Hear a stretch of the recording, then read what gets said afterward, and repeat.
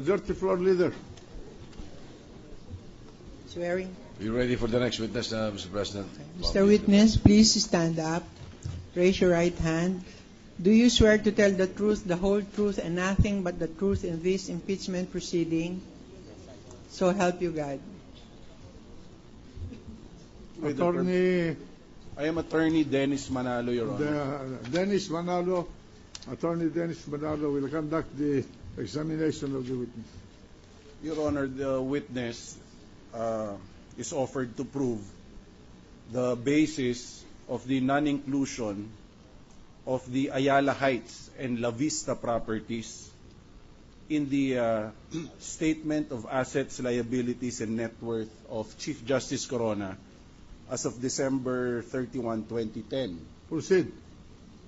To prove further, Your Honor, that there was a transfer of the title of the Ayala Heights property in the name of the spouses Renato and Cristina Corona to a certain Amelia E. Rivera et al. On the 12th day of March 2010.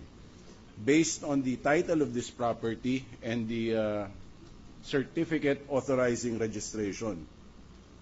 To prove further, Your Honor, the transfer of the title of the La Vista property in the name of the spouses Renato and Cristina Corona to a certain Carla C. Castillo on the 22nd day of October 2010, based on the title and the certificate authorizing registration. All right, go ahead. Now, the second part, Your Honor, of the testimony will delve on the basis on the non-inclusion of the properties in Cubao and Kalayaan Avenue in the SAL-ends of Chief Justice Corona. The property in Cubao, Your Honor, we will prove that it is in the name of Constantino C. Castillo III and Carla C. Castillo, and the property in Kalayaan Avenue is also in their names. In their name, what is there? Them referring to Constantino C. Castillo and Carla C. Castillo. Okay. And lastly, Your Honor, to prove the basis for the non-inclusion of the parking space in the Burgundy condominium in the SAL-N of Chief Justice Corona beginning 2003, the parking space of the Burgundy property in the name of the spouses Renato and Cristina Corona being a part of the technical description of the TCT. That is our purpose for presenting this witness, Your Honor. Your Honor, if the witness will be identifying documents, maybe he can just show us and we can just admit the authenticity of the documents, Your Honor. This witness was presented by this representation before, and I'm sure he wouldn't have any problem identifying, Your Honor, the documents. If the counsel will agree to the purpose of our presentation, then we are willing to proceed to present the witness and let right. them agree or disagree. Okay, Your Honor.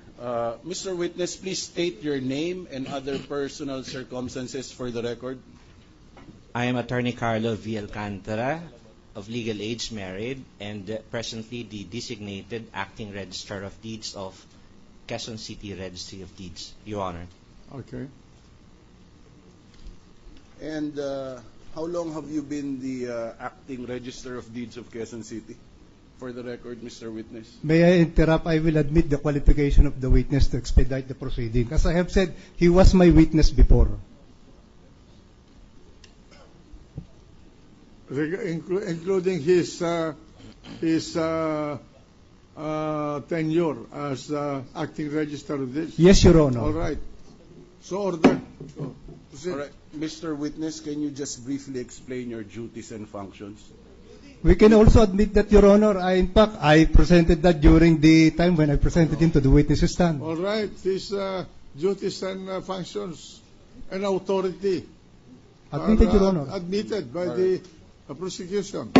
Mr. Witness, as the acting register of deeds, do you have in your record a copy of transfer certificate of title number 85121 in the name of spouses Renato C. Corona and Cristina R. Corona?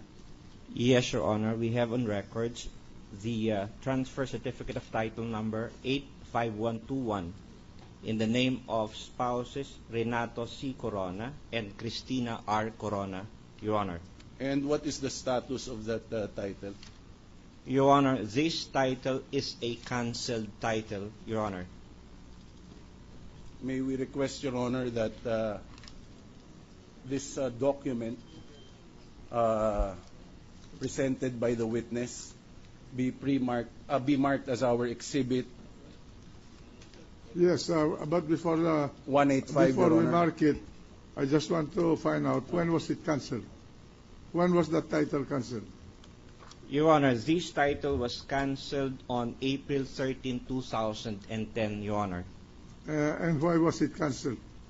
The reason, Your Honor, for the cancellation of this title is the registration of a deed of absolute sale executed by spouses Renato C. Corona and Cristina R. Corona in favor of spouses Rosel V. Rivera and Amelia E. Rivera, Your Honor. What is the date of the deed of sale? The deed of sale, Your Honor, refers to a What is the date? date. Oh, the deed of absolute sale, Your Honor, is